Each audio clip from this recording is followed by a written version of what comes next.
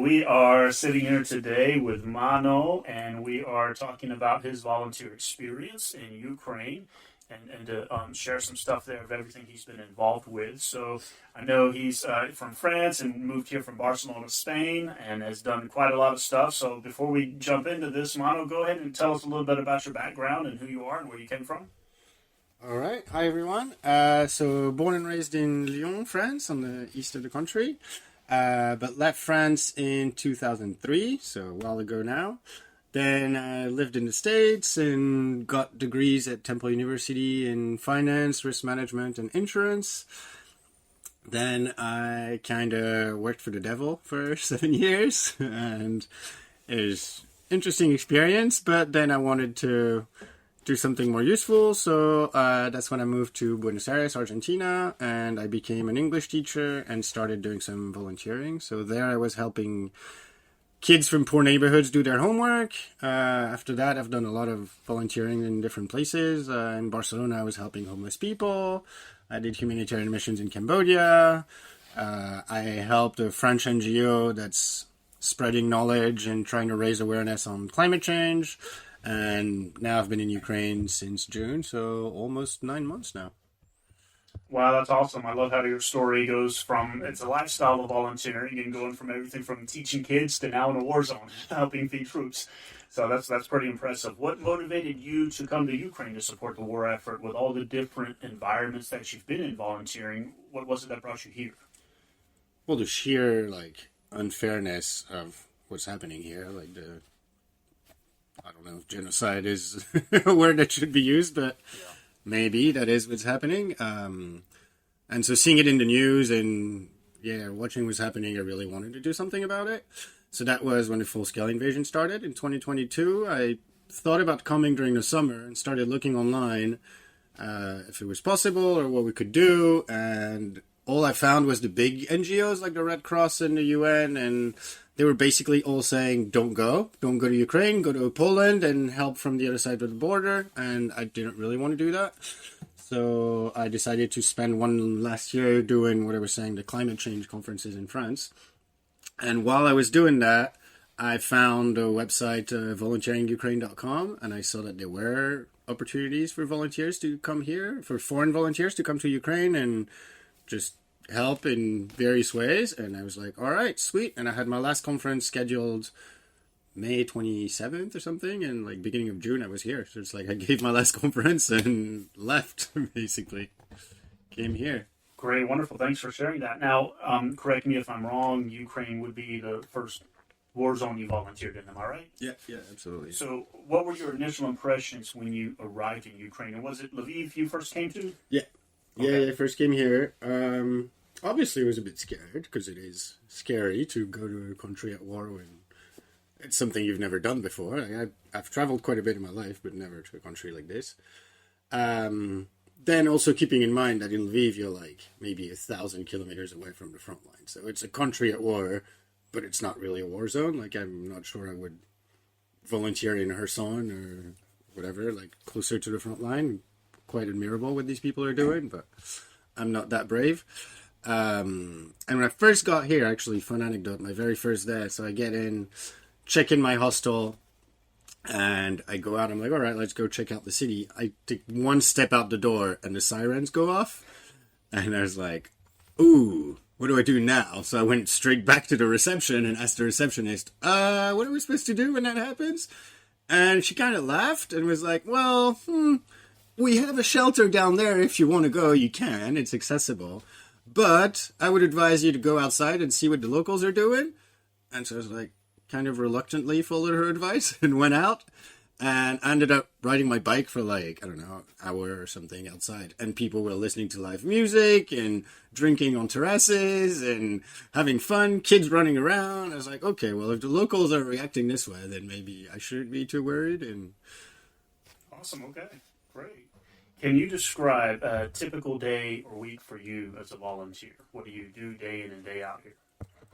Well, now I only volunteer at the Lviv Volunteers Kitchen. So I was given the keys to the kitchen in September for a week. So it's been a long week because the woman who used to open the kitchen was sick. Now, unfortunately for her, her husband is really sick, so she needs to take care of him and she can't come here anymore. But so I open the kitchen every weekday at 8 a.m. And then I still teach, so I still have my online job. That's how I can support myself here. So my schedule's a bit weird. Sometimes I have classes in the morning, sometimes not. When I do now, I teach my classes from the kitchen. There's an office where I can teach. And then the afternoon is when I have more classes. And so usually I go home in the afternoon and teach my classes from there. And then in the evening, we often have dinner with fellow foreign volunteers who are here, some long-term, some short-term. And it's nice to have like this socializing part of you're doing something useful. I'm also doing my job. And then on top of it, you make friends and meet like-minded people. And that's a really cool experience from all over the world, I should add. Like there's really been volunteers from, I don't know, 40, 50 different countries or something that I've met by now. Like, yeah. That's great. It's very great. What kind of challenges have you faced during your time in Ukraine, whether language, cultural, or whatever, in coming over here and staying here, and how have you overcome them? I don't know if I would classify anything as a challenge, really. It's not, nothing's been particularly difficult. I found Ukrainians very helpful and happy to have foreigners here, so willing to help whenever you have, like, the visa maybe was a bit more difficult, like getting the long-term visa, but again, I had a Ukrainian friend who speaks English who helped me through the whole process, translating with administration and getting all the paperwork ready and telling me where to go and how to do, step 1, step 2, step 3, and just follow the steps. And I found it really easy, and surprisingly. Great. That's refreshing to hear for a lot of people that are on that need that last final push to come over and volunteer in person. And I imagine they would build up all these things in their mind of challenges of language and culture and how do they navigate the city, like basic stuff like that. So, hey, it can be done, right? Yeah, come on over. It's actually much easier than it sounds. I'm curious, have your perceptions of the situation in Ukraine evolved since you arrived? From what you hear in your media sources before coming to Ukraine and now having been here, has any of your perceptions evolved? Yeah, I guess in a few ways. Well, first of all, I didn't really know much about Ukraine before coming here. Only what I'd seen in the news and read a couple of books, but that's not really the same as going to a country and living there. Mm-hmm. I found, completely unrelated to the war, but I found the food surprisingly good. Like, the food's amazing here. It's like you walk in any restaurant in the city and order whatever you want on the menu, and it's always very good. I don't know how they do it, but it's great. The people are super friendly, and in terms of war perspective, there's a couple of things that have changed for me since I got here. When I first arrived, I thought I wanted Ukraine to win the war, of course, and to push Russia out. And now, having talked to more Ukrainians and having read way more on Russian imperialism and all that, I'm more and more convinced that the Russian Empire needs to be broken up, not just defeated. Just like the French Empire was, and the British Empire, and the Spanish Empire, and to stop this expansionism and this constant state of war to gain more territory, it's going to have to be broken up. So that's a perspective I didn't have when I first came here. And on a bit more depressing side, I would say, I also find talking to soldiers and meeting soldiers who come back from the front line that their discourses are more depressing and more pessimistic than what you hear in most Western media. They really need more ammos and they really need more help, and it's apparently not looking good in the front line. We saw in the news that Ukraine lost Avdiivka, I forget, 2 weeks ago, maybe 10 days ago or something. That's something I started hearing in maybe November from soldiers who had fought there, and they were like, we're not going to be able to hold it. It's eventually going to fall. And so that was not talked about in the Western media, even though here the soldiers were talking about it when you asked them. So that's something I learned from being here, unfortunately. Okay. On a more personal note, how do you maintain your well-being and mental health while volunteering in a conflict zone? And I want to tweak that a little bit because, to your comment earlier, Lviv itself doesn't really feel like a war zone, being so far from the front lines. So, in an environment where there are air alarms, daily, at least weekly, but most of the time daily, you have air alarms, and then interacting and engaging and meeting these soldiers and troops and hearing these stories on the streets and what have you. How do you personally keep your mind strong? I don't know. It's a tough question. Because it is depressing, like what I was just talking about, when you hear the soldiers telling you these stories about not having enough ammo and them losing their friends and things like this. This is really depressing. That's the hardest part. Being here, I guess, being active and doing something. Like, I'm aware that me being here or not is not going to change the course of the war. It's not me peeling 4 potatoes or shredding 7 carrots that is going to change the course of the war. Mm-hmm. But just the feeling that I'm trying and doing my part, and the socializing, like I was saying, with foreign volunteers, either while volunteering or in the evening while having dinner, being surrounded by like-minded people who are also trying to do their part, that keeps me sane and keeps me motivated to continue. And so, yeah, great. Try to be on the right side of this war, no matter how it ends. Okay.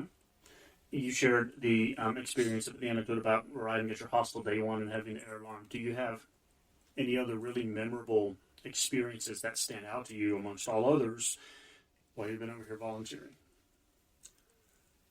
Maybe there was a missile that hit here on July 6th, and a few days after, a woman who comes volunteer at the kitchen told us that the missile hit her mom's apartment. That missile killed 10 people, and so her mom's neighbor from above, like, he's dead, the whole apartment was destroyed. Mm-hmm. Her apartment, so the mom's apartment, was pretty severely damaged, but still standing. And she asked us to come help remove the rubble. And so I went there with like 12 or 15 volunteers or something. It was a big group of us. That was quite an emotional day, being there and seeing. I remember we walked into the apartment, there's like rubble everywhere. Especially you walk into the bedroom and the bed is covered in rubble. And the missile hit like 2 or 3 a.m., I forget, in the middle of the night. They're like, had she been in bed at that point, she would not be here to tell the story. Lucky for her, she was in the kitchen doing whatever, and the kitchen was fine, so wow. She survived. But yeah, hearing that story, seeing the rubble, spending a whole day removing rubbles and trying to save whatever was salvageable from there, that was really intense day, both mm-hmm. physically and emotionally. And wow. On a broader scale, how do you stay informed about the broad geopolitical context of the conflict? What sources do you go to stay in touch with what the world outside of Ukraine is hearing and acting on towards Ukraine? I don't watch the news. I listen to a BBC and NPR podcast almost daily. But that's not specifically about Ukraine. That's just kind of US and UK and global news. The BBC, it's the BBC Global News podcast that I listen to. So it's specifically geared towards world news, not just UK. So they do talk about Ukraine regularly, but it's not the main focus of the show or anything. So often I don't even hear about Ukraine in the news for several days, which I find a bit depressing in a way that they don't talk about it. But I also don't want to go read the Kyiv Independent every day and know about the step-by-step of each day, each battle, and that's too much. That's overwhelming. Okay. And there's not much I can do about it. I'm not a soldier. I don't know how to fight, so okay. I feel like, yeah, I'm informed enough as is. So to kind of wrap up, I've got two questions. What is your definition of someone who cares about something? If someone says, I care about a situation or a person or a thing, how do you define caring? Oh, that's a tough question. I guess giving your time would be the best way to show that you care, because time is the only thing that's the same for everyone. We all have 24 hours a day, no matter how rich or poor or where you come from or whatever. So if you're willing to give 2 hours of your day to do one thing, that shows that you care about it, whether it is to do something for your neighborhood or take care of your kids or whatever. Time would be and we all have time when we look at it, like really. How much time do we spend on social media, watching reality TV shows or Netflix shows, or there's a bunch of time that we can have. So, Awesome. yeah. Great. And to follow up that question, do you think God cares about Ukraine? I'm a convinced atheist. So. Okay, fair enough. Fair enough. I'm asking everybody to get the perspective. And then last final question. I guess my favorite two-word question is what else? What message would you convey to people that are, once again, in their living rooms? They've probably thought out the finances and the time off of work or in between jobs or what have you, and they want to come over and volunteer, but they just need a little extra push, which is the purpose of these podcasts. What else would you say to people out there looking to come over here and volunteer? Well, quit Nike. Just do it. It's not. Just do it. Really, just come here, and you'll find other volunteers willing to help you with whatever question you have. If you don't know which tram to get from your apartment, or which apartment to rent, or which restaurant to go to, or which volunteering opportunity fits you best, or whatever.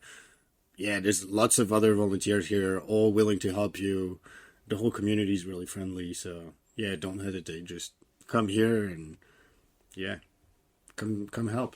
Wonderful. Thank you for that. I appreciate your time, Mano. It seems that the message I'm hearing from everybody wrapping up at the end is just come over here and volunteer, and the resources and support is in place to help you figure out how you can maximize your time here and be comfortable and not be overwhelmed with navigating a new country.